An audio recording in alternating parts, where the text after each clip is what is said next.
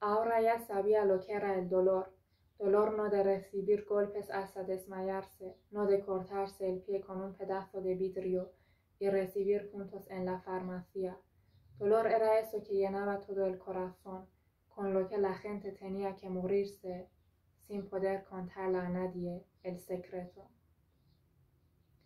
متنی که خوندم بخشی از کتاب درخت زیبای من هست. این کتاب در واقع کتاب نوجوان هست و من این رو وقتی 12 یا 13 سال داشتم برای اولین بار خوندمش. جلد اول این کتاب در مورد دوران کودکی ززه هست و جلد دومش به اسم خورشید را بیدار کنیم در مورد دوران نوجوانی و دوران بزرگسالی، یعنی تا رسیدن به دوران بزرگسالی این ززه هست.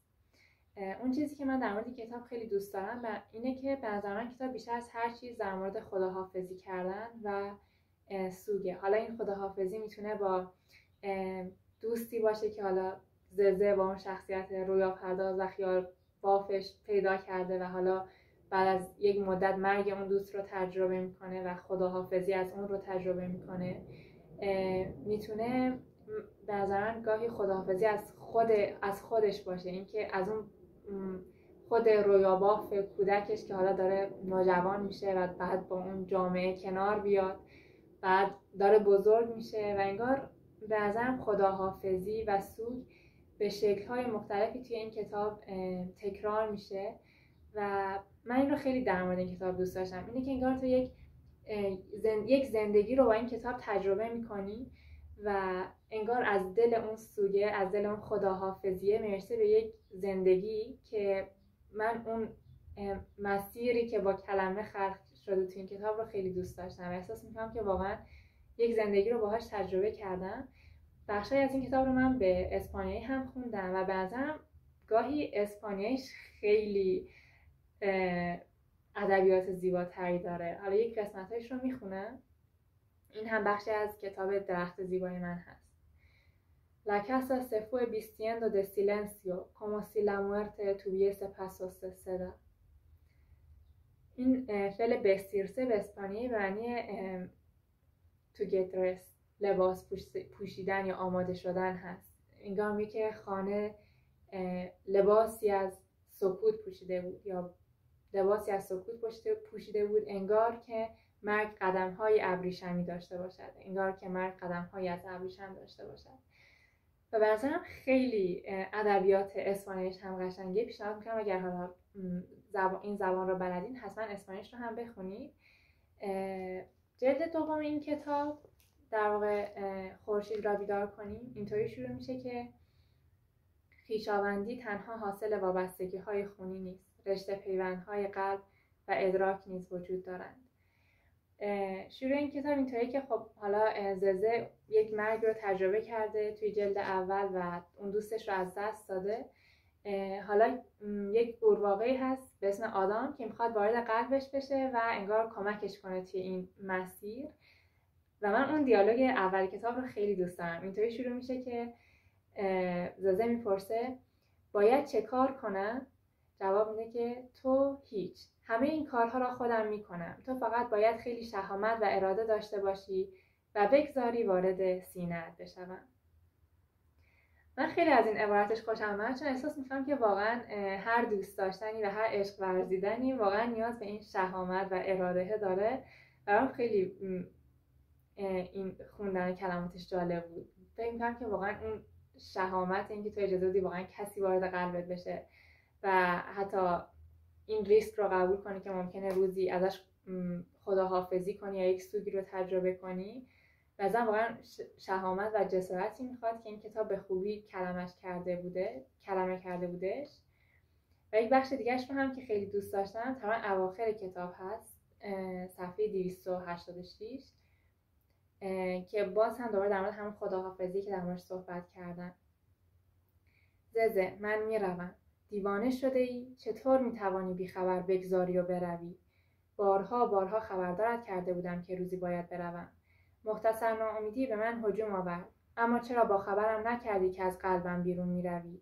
کار دشواری بود. فکر میکنی برای من گران تمام نشده؟ به همین جهت بود که تو را به خوابی عمیق فرو بردم و قصد داشتی بدون خداحافظی بروی؟ تقریبا، یا اینکه مرا موقعی ببینی که آماده رفتن باشم. دستخوش محبت شدیدی شدم. آخر چرا؟ آدم، اینها همه چرا؟ کار زمان است یا کار خودمان، چون زمان وجود ندارد. ما هستیم که می‌گذریم و هنگامی که ما می‌گذشتیم و عوض می‌شدیم، وقت رفتن فرا رسید.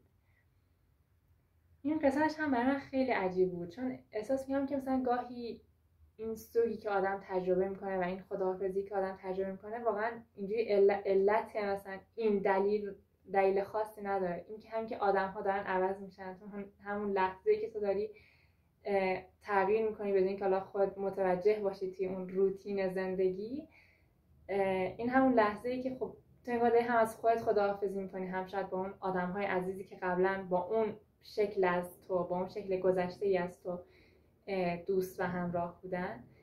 و برای همین این بخش از این کتاب رو هم من خیلی دوست داشتم.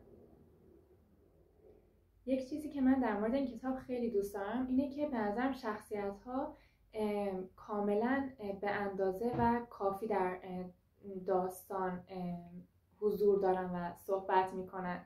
نیومده کتاب رو پر از شخصیت‌های متفاوت کنه و زیاد کنه و نتونه مثلا جمع کنه ماجرا رو. تعداد کمی مثلا شخصیت داستانی هستن ولی همون شخصیت‌ها رو کامل بهشون پرداخته و عمیق شده توی اون شخصیت‌ها و من این رو خیلی دوست دارم که انگار تو یک تجربه زیسته رو با این کتاب زندگی می‌کنی. یک خداحافظی به شکل‌های مختلف، یک سوگ رو با این کتاب زندگی می‌کنی و بعدش میرسه به اون زندگیه و این برای من خیلی، این مسیری که با کلمه داره طی میکنه برای من خیلی قشنگ بود. یک بخش دیگه از این کتاب رو هم خیلی دوست داشتم که میخوام الان بخونم. صفحه 290 کتاب هست. کمبودت را به شدت حس خواهم کرد. جای این کمبود را باید با زیبایی زندگی پر کنم، زیرا زیبایی می‌کوشد جای خالی را پر کند، جای چیز ساده‌ای را که محبت خوانده می‌شود. محبت قلب کودکانه تو. این را هیچ کس در زیبایی ستارگان و در درخشش ماه نمی‌تواند پیدا کند.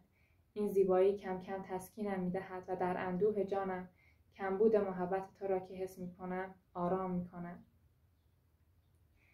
این قسمتی که من میخوندم یاد یک آهنگی میافتادم و انگار متنش توی ذهنم تکرار میشد. آهنگ هست از مرسدس سوسا و متنش اینطوریه که uno se despide insensiblemente de las pequeñas cosas, esas cosas simples que quedan doliendo en el corazón. و خیلی برام عجیب بود که چقدر انگار همون مفهوم رو داشت به شکل دیگه تکرار میکرد. و یک شعر دیگه هم خود این کتاب داره که این رو هم اسپانیاییش رو میخونم چون به نظرم خیلی قشنگ‌تر از نسخه فارسیشه. También en el cielo de mi vida tú eres la estrella que más brilló y en una noche linda te fuiste para no volver nunca más.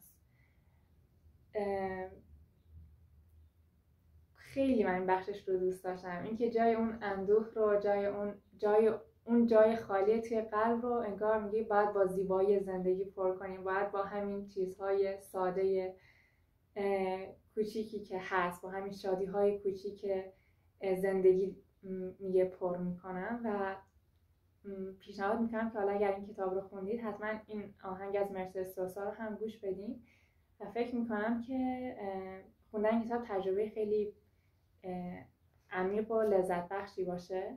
لذت بخشش رو نمیدونم ولی کتاب خیلی خوبی هست. امیدوارم که اگر خوندینش از خوندنش لذت ببرید و دوستش داشته باشید. چاو.